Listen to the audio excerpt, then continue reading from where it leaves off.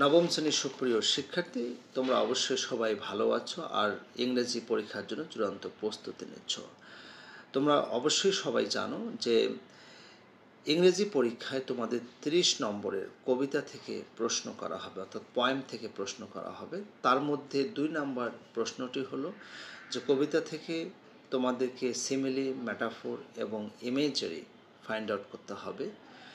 Find out করে এটা কেন কবি ব্যবহার করেছেন, অর্থাৎ কবি সিমিলি, মেটাফোর এবং ইমেজারি কেন ব্যবহার করেছেন, এটার উদ্দেশ্য কি ব্যবহার করা, সেটা কিন্তু তোমাদেরকে ইংরেজিতে লিখতে হবে। তো আমি কিন্তু অলরেডি সিমিলি, মেটাফোর সম্পর্কে বলেছি। তো আজকে যে বিষয়টি নিয়ে আলোচনা করব তা হলো ইমেজারি। যদি ইমেজারি শব্দটা আমরা বানান করি, সেটা হলো IMAGERY, ইমেজারি। তার মধ্যে যদি আমরা আর ওয়াইটা বাদ দিই তাহলে পাবো হচ্ছে image.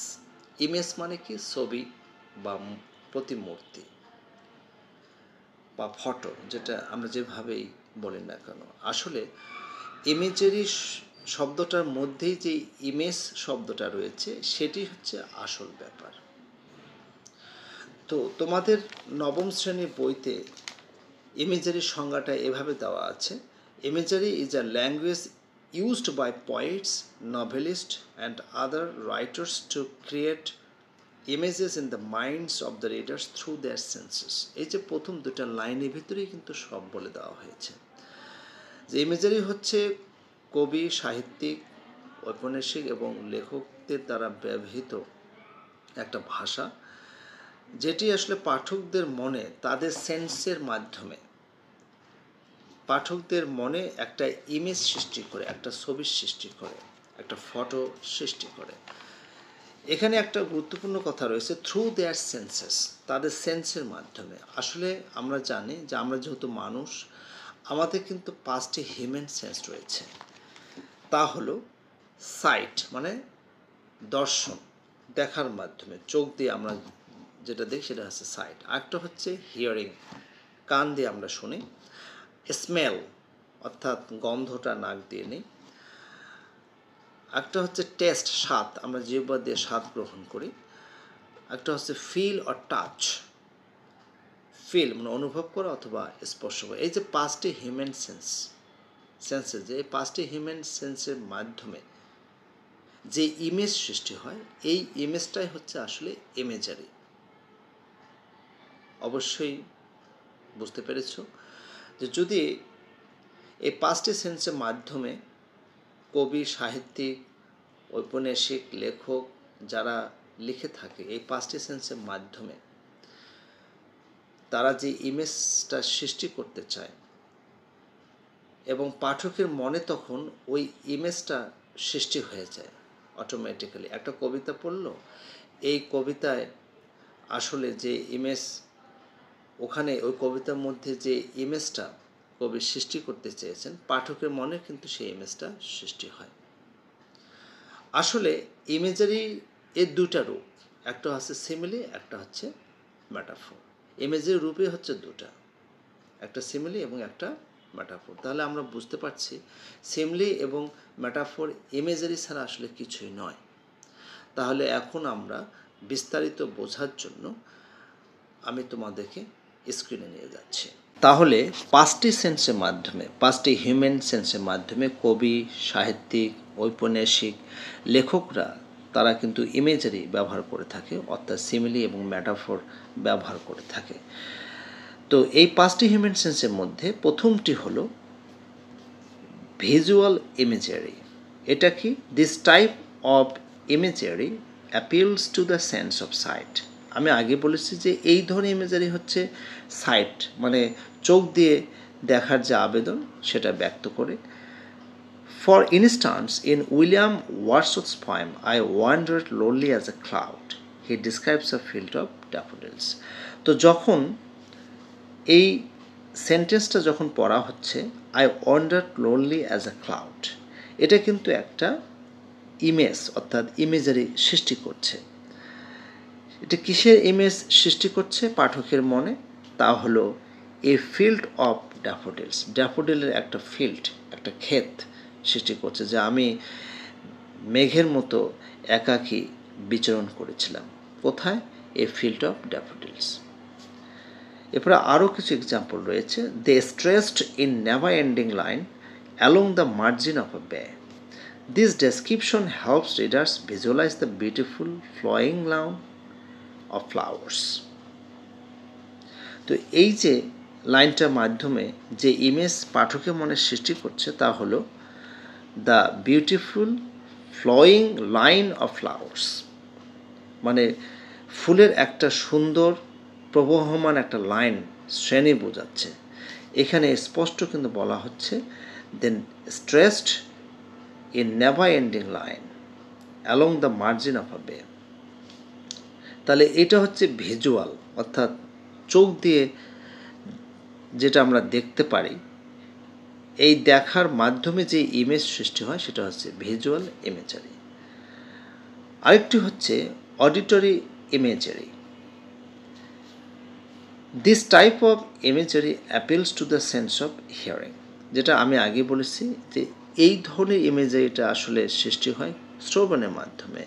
In Edgar Allan Poe's the bells, যখন একটা বেল ঘণ্টা বাজানো হয়, সেটা বাসাবাড়ির বেল হোক বা মন্দিরের ঘণ্টা হোক বা গির্জার ঘণ্টা হোক, যখন ঘণ্টাটা বাজা হয় তখন কিন্তু এটা কান দিয়ে আমরা শ্রবণ করি, এবং তখন কি সৃষ্টি হয়? যে ইমেজটা সৃষ্টি হয়, শব্দের যে সাউন্ডটা সৃষ্টি হয়, সেটাই কিন্তু ইমেজারি। এই যে এখানে বলা হয়েছে he uses sound to create a rhythmic and musical quality. একটা সান্দনিক এবং একটা সঙ্গীতময় গুণকে সৃষ্টি করার জন্য, তুলে ধরার জন্য তিনি এই শব্দটাকে ব্যবহার করেছেন, দ্য বেলস। এটা কিন্তু হচ্ছে অডিটরি অর্থাৎ hearing. Hear the sledges with the bells, silver bells, what a world of merriment their melody foretells. তো এখানে যে বেলসের যে শব্দটা, এটা কিন্তু রিপিটেশন করা হয়েছে, পুনরাবৃত্তি করা হয়েছে। তো এখন the repetition of bells and the musicality of the lines evoke the sound of ringing bells. তাহলে এটা ঘণ্টা বাজার যে শব্দ, এটাকে কিন্তু এখানে ব্যক্ত করা হয়েছে। এরপর এটা রয়েছে olfactory imagery. This type of imagery appeals to the sense of smell. আগেই বলছি স্মেল মানে কি? গন্ধ নেয়। আমরা কিন্তু নাকের মাধ্যমে এই গন্ধটা নিয়ে থাকি। The secret life of Walter Mitty by James Thurber, the protagonist, imagines a scene where he smells the গান পাউডার।